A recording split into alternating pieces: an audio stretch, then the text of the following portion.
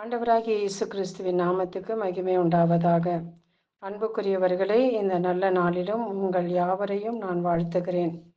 இந்த நாளின் தியான வசனம் சங்கீதம் 34:8. ஆண்டவர் எத்துணை இனியவர், நல்லவர் என்று சுவைத்து பாருங்கள். அவரிடம் அடைக்கலம் புகுவோர் பேறு பெற்றோர். ஆமேன். அன்புக்குரியவர்களே, இந்த வசனத்தை அநேக முறை வாசித்திருப்போம், கேட்டிருப்போம். இன்று இந்த வசனத்தின் ஆழத்தை இன்னும் சற்று ஆழமாய் தியானிப்போம். பிரியமானவர்களே, ஆண்டவர் இவ்வுலகை படைக்கும் போதே அநேக சுவை தரும் பழங்களையும் மரங்களையும் புற்பூண்டுகளையும் படைத்து அதை அனுபவிக்க சுவைத்து இன்புற்றிருக்க மனிதனிடம் கொடுத்து விட்டார். மனிதன் எதை சுவைப்பான்? அனுபவித்து மகிழ்வான். தனக்கு மிகவும் பிடித்தது, பார்வைக்கு அழகாயிருப்பது, தனக்கு மகிழ்ச்சியும் உற்சாகத்தையும் கொடுக்கிறது என்று அறிந்தால் அதை எப்படியாவது தேடி அலைந்து கண்டுபிடித்து அதை அனுபவிப்பான். அப்படித்தானே? பாருங்கள், கடவுள் உலகின் முகடுகளில் அவனை வாழச் செய்தார். வயல்வெளியின் விளைச்சலை அவன் உண்டான். கண்மலை தேனை அவன் சுவைத்தான். கற்பாறை எண்ணெயை பயன்படுத்தினான் என்று வேதம் கூறுகிறது.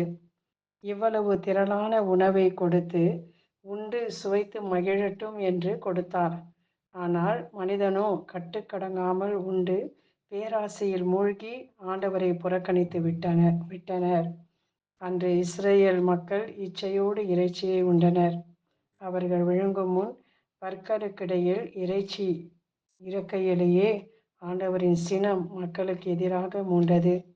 ஆண்டவர் மாம்பெரும் வாதையால் மக்களை சாகடித்தார் என்று காண்கிறோம்.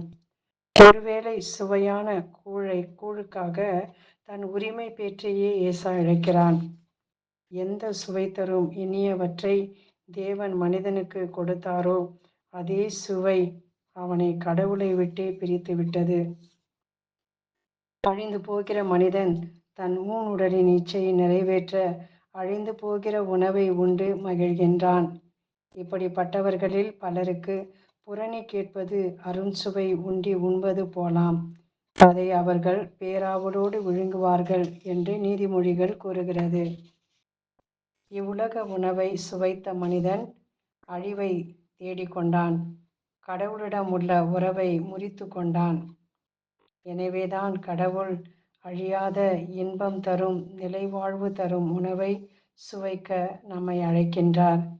தன்னிடம் வந்த மக்களுக்கு அவர் என்ன கூறுகிறார்? அழிந்து போகும் உணவுக்காக உழைக்க வேண்டாம்.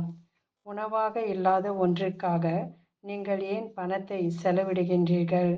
நிறைவு தராத ஒன்றுக்காக ஏன் உங்கள் உழைப்பை வீணாக்குகிறீர்கள்? வாழ்வு தரும் உணவு நானே. உங்கள் முன்னோர் பாலை நிலத்தில் மன்னாவை உண்ட போதிலும் இறந்தனர். உண்பவரை இரவாமல் இருக்கச் செய்யும் உணவு நானே. எனது சதை உண்மையான உணவு, எனது இரத்தம் உண்மையான பானம். பிரியமானவர்களே, இயேசு எவ்வளவு நல்லவராயிருக்கிறார் பாருங்களே. தனது சதையை உண்டு தனது இரத்தத்தை குடிப்போர் என்னோடு இணைந்திருப்பார்கள், நானும் அவர்களோடு இணைந்திருப்பேன். இந்த உணவை உண்போர் என்றும் வாழ்வர் என்கின்றார். எனவேதான் ஆண்டவரை, இவ்வளவு நல்ல தேவனை, அவருடைய அன்பை, அவருடைய இனிமையை சுவைக்க நம்மை ஒவ்வொரு நாளும் அழைத்து கொண்டிருக்கின்றார். அன்புக்குரியவர்களே, இவ்வுலகில் இந்த ஊனுடலுக்காக நாம் சுவைத்த இந்த உணவு ஒரு நாள் அழிந்து போகும். இந்த ஊனுடலும் அழிந்து போகக்கூடியதாக இருக்கின்றது. மனிதன் அப்பத்தினால் மட்டுமல்ல, கடவுளுடைய வாயிலிருந்து வருகின்ற ஒவ்வொரு சொல்லினாலும் பிழைக்கிறான் என்று வேதம் நமக்கு கூறுகிறது, இயேசு நமக்கு கூறுகிறார். எனவே அவருக்கு கவனமாய் அவருடைய வார்த்தைகளுக்கு செவி கொடுப்போம். அப்பொழுது நம்முடைய ஆன்மா, நமக்குள் இருக்கிற ஆன்மா ஒரு சுவையான கொழுப்பான உணவை உண்டது போல அது மகிழ்ச்சியாக இருக்கும். ஆண்டவர் எவ்வளவு நல்லவராய் இருக்கிறார் என்பதை நாம் ஒவ்வொரு நாளும் சுவைத்து பார்ப்போம். ஆண்டவர் இனியவராயிருக்கின்றார். நம்மோடு கூட இருந்து நம்மை வழிநடத்தக்கூடியவராயிருக்கின்றார்.